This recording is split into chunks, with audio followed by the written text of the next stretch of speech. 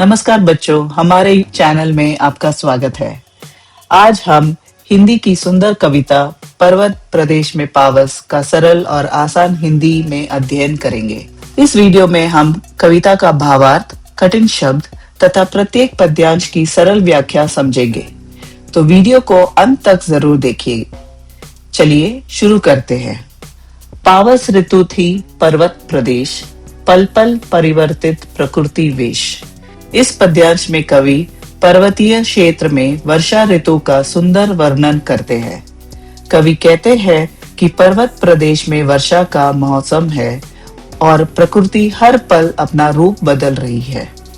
कभी बादल छा जाते हैं, कभी धूप निकल आती है, तो कभी हल्की वर्षा होने लगती है। प्रकृति का यह बदलता हुआ रूप बहुत आकर्षक और मनमोहक लगता है। कवि ने प्रकृति की चंचलता और सुंदरता को बहुत सुंदर ढंग से प्रस्तुत किया है। मेखलाकार पर्वत अपार, अपने सहस्त्र दुर्ग सुमन फाड़, अवलोक रहा है बार बार, नीचे जल में निज महाकार। यहाँ कवि विशाल पर्वतों की तुलना कमरबंद मेखला से कर रहे हैं।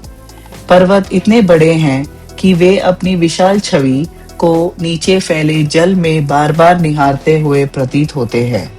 ऐसा लगता है मानो पर्वत की हजारों आंखें हो जो अपने ही प्रतिबिंब को देख रही हो। कवि ने प्रकृति को मानवीय रूप देकर उसका सौंदर्य और भी बढ़ा दिया है। जिसके चरणों में पला ताल, दर्पण सा फैला है विशाल। कवि कहते हैं कि पर्वत के नीचे फैली हुई झील दर्पण की तरह दिखाई देती है। उसमें पर्वतों का प्रतिबिंब साफ दिखाई देता है। झील बहुत विशाल और शांत है। ऐसा लगता है जैसे पर्वत अपने चरणों में रखे दर्पण में स्वयं को देख रहे हो।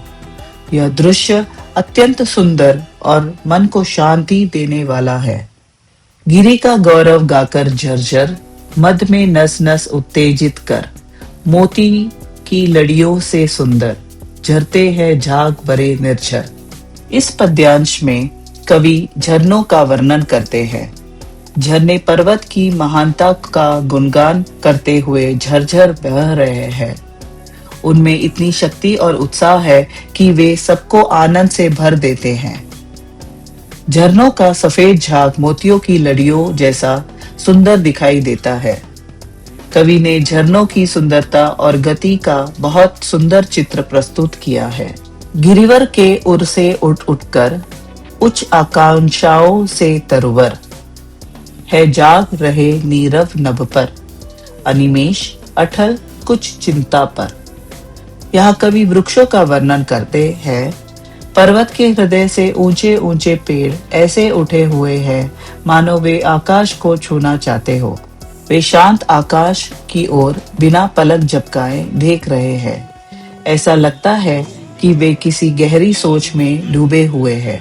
कवि ने पेड़ों की ऊंचाई और स्थिरता को बहुत सुंदर रूप में प्रस्तुत किया है। उड़ गया अचानक लो बूदर, फड़का अपार पारद के पर।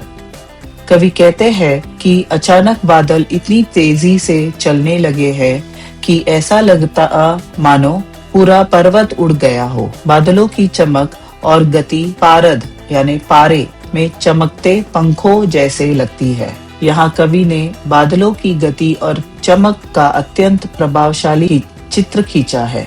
रवशेष रह गए हैं निर्जर, है टूट पड़ा भू पर अंबर। इस पद्यांश में वर्षा का अत्यंत भयंकर रूप दिखाई देता है। इतनी तेज वर्षा हो रही है कि केवल झरनों की आवाज ही सुनाई दे रही है। ऐसा प्रतीत होता है मानो पूरा आकाश धरती पर टूट पड़ा हो। प्रकृति का यह रूप भय और आश्चर्य दोनों उत्पन्न करता है। धंस गए दरा में सभय शाल, उठ रहा धुआं जल गया ताल।